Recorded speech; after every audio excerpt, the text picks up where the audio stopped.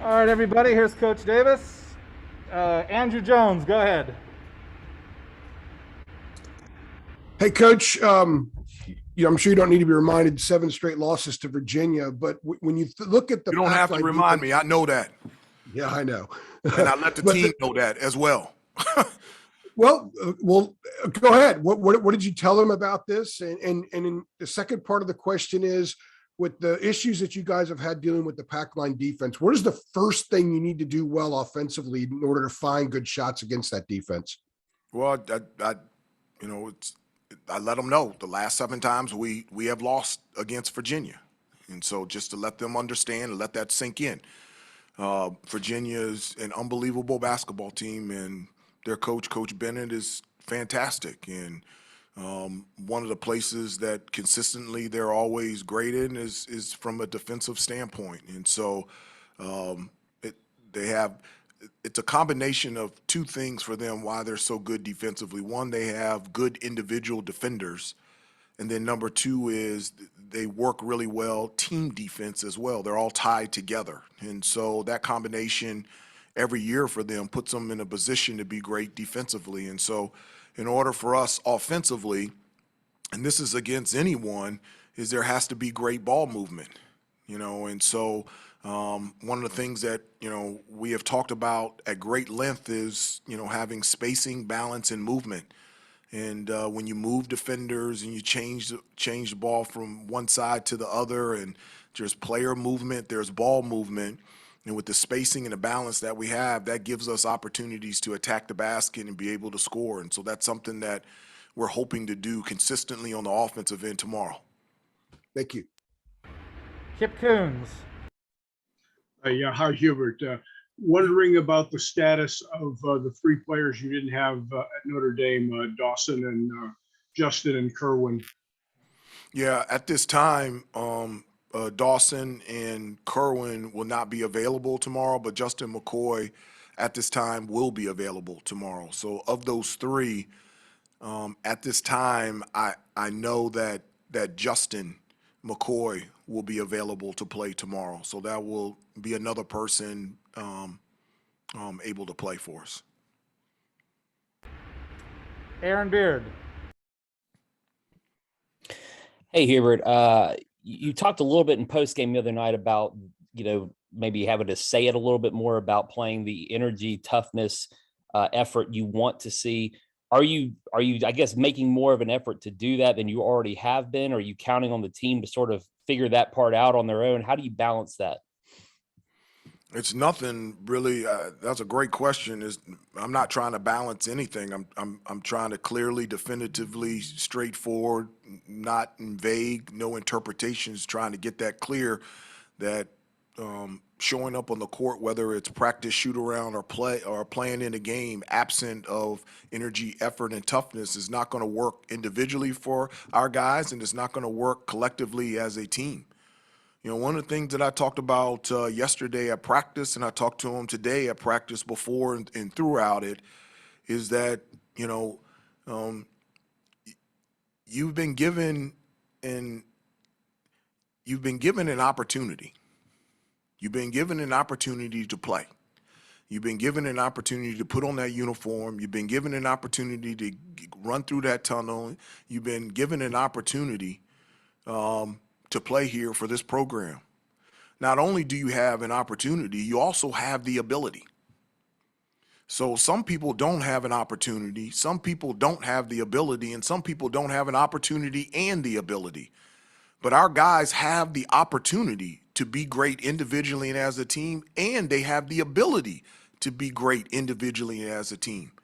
And so that's unacceptable to have the opportunity and also have the ability. That leads to you have a responsibility, and you have the responsibility to be the best that you can be and to bring energy, effort, and toughness in everything that you do. Steele Brown. Hey, Hubert, with McCoy coming back, I was kind of curious, it does seem a little odd. It used to be where you couldn't transfer within a conference and even have a guy playing against his former team. But I was wondering from that perspective, if you have any kind of conversation with Justin about, tempering emotions or anything like that? I haven't had any discussion with Justin in regards to him playing against his former team against Virginia and this being his first game in a week.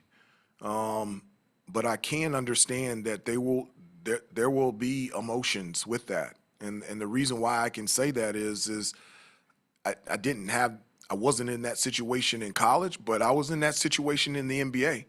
When I got traded from the Knicks, and the first time that we played the Knicks, I wanted to score 30 on them. And CL, you know how many times I scored? I scored 2 points. there was a lot of emotion going into that. You know, when I left Toronto, the first time that I played Toronto, there was emotion. When I got traded from the Dallas Mavericks, and the next time that I played Dallas when I was with the Washington Wizards, there was emotion. So there's going to be added feelings and emotions because that's where Justin has been. And so to play against not only his former team and program and coach, but also some of his friends. And so it'll be an emotional game for him at first, but as the game goes on, it's just a game. And my hope is that it'll settle in, but there will be added emotion for him. There's no way around that one. And if I could just add one follow, what would it take for Justin to kind of work his way into the rotation more and see the floor more? I don't know if I could say one specific thing. If he does this, he would get more playing time. As guys, in terms of playing time, I've said this before. You earn playing time. This is not in regards to Justin. This is for everybody. You earn playing time by your play in practice. That's how you earn playing time. And so when you get on the court, that is because you have performed in practice at a level to get playing time in a game. Once you get that playing time in a game, the amount of playing time that you get is determined that you validating your play in practice, you're actually validating it by your play in the game. And so for everybody, the guys that get playing time is because they've been practicing really well. And then the amount of time that they get out there on the floor, it's because the play that they have been doing in practice is validated by their play in the game, which warrants more playing time in the game. And so I don't know if that answers your question, but in regards to everybody, that's how playing time is determined by your play in practice and validated by your play in the game. Ross Martin. Hey, Coach, in regards to McCoy, not necessarily about the emotions, but throughout the last couple months, have y'all ever picked his brain or the players picked his brain on kind of how to approach Virginia, maybe in the last week or so, about their defense or offense or what they kind of bring, given his experience with the Cavaliers? Not really. Virginia's in our conference. We play them twice a year. They know us and we know them. And so I don't think there's anything that Virginia can learn more about us and that we can learn more about them. We got Justin because we wanted him to be part of our program. He's a great kid. He's a fantastic player, and I'm so thankful that I'm his head coach. And so that's the reason why we wanted him to be on this team and be a part of this program. We didn't want him to be on this team so he can give us information on Virginia. Michael Coe. If anybody else has a question after Michael, go ahead and raise your hand. Thank you. Michael? Hey, Coach. So when you look at Kihei Clark, he's obviously someone who's been with Virginia for a long, long time.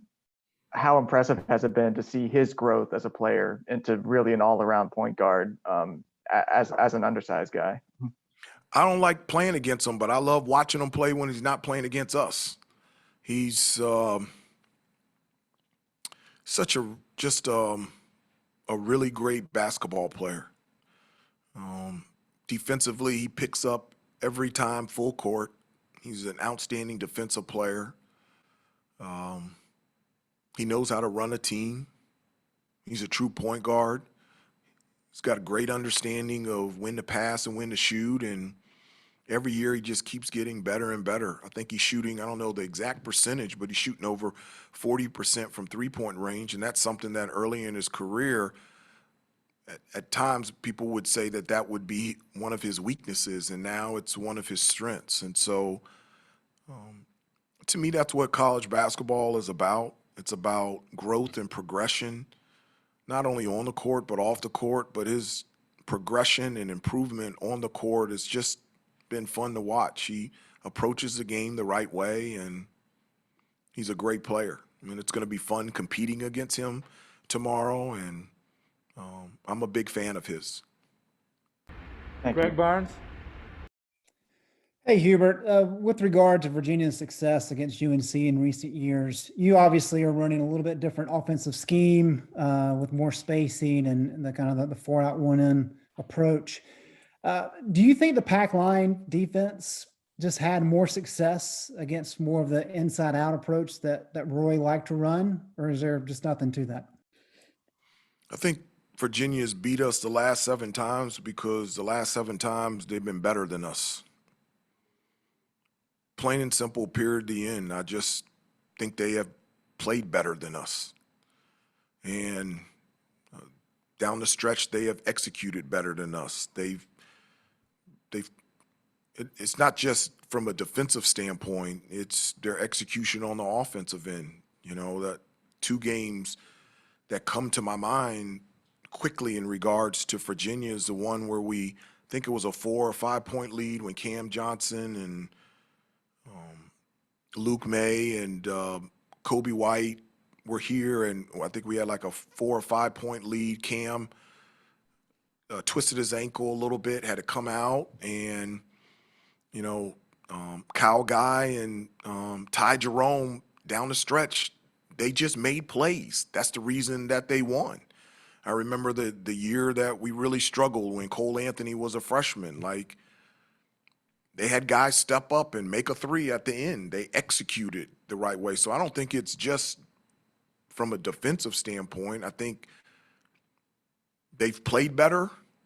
At times they were better, and they executed better over the last 7 times. And I think it's a combination of reasons why we haven't beat them in the last 7 games that we've played them. Thank you. Brendan Marks. Hey, Hubert. Yeah, you mentioned how you have reiterated multiple times to the guys those 7 games straight. How did they react when you said that? And especially for guys like Armando and Leaky who have been a part of more of those games, you get a sense of more leadership and more pull out of them when you hear that sort of thing. I hope so. I do. And, I know you're laughing. I'm laughing too, but I'm not laughing. At the end of practice today, I told them, and I tell them a number of like stories, just giving them insight. And I was telling them that, the way we grew up playing in the park, like 7 times, like that's not going to happen at pickup, like it was a battle for that one pickup game, because if you lost, you had to sit out 30 or 40 minutes before somebody can pick you back up so you can go play again. So you might as well just go home. And so the urgency in that. And so telling them that my hope is that is a response to, but it shouldn't, you shouldn't need that. We're playing a basketball game. It happens to be Virginia tomorrow. You get an opportunity and you have the ability. So whomever that we play, it should be live action every time you step on the floor. So I told them that just for them to know, because I really believe, I don't think they knew. And it'd be great if that spurred more energy, effort, and toughness inside of them, but it really shouldn't. You should always have that, irregardless of who you play and whatever the circumstances are. Last question, Andrew Jones. Hey, coach, I had a question about on-court leadership. I covered a coach a long time ago who had this term. He said that in order for a team to maintain its edge on the floor, it needed a fanny smacker, someone who could kind of get into other guys and give them that little extra edge. You're not that allowed you to don't do have that to have. anymore. You're not allowed to do that anymore. You're old school. You're not allowed to do that anymore. Yeah. Quite Jerry Wainwright, so quite old school. For the sake of discussion and finding a different, I'll find a different term, I guess. Do you have a fanny smacker? And if not, is Armando maybe someone you see that can maybe be that guy? I do not have a fanny smacker. I do not have that. But understanding what it means, do you have a guy that sort of can maintain the edge in the court with other guys when they're going through a period where maybe it's not entirely there? At this time, we do not have that. At this time, we do not have that.